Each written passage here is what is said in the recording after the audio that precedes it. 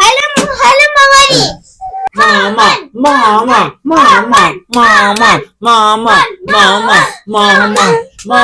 ماما اینو ببر ماما میبرمش.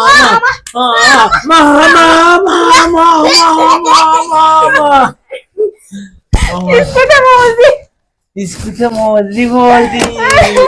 حالا خوب عصرونه داری بگی به $100 نرسیدی برو. ریحان ریحان ریحان ریحان ریحان ریحان ریحان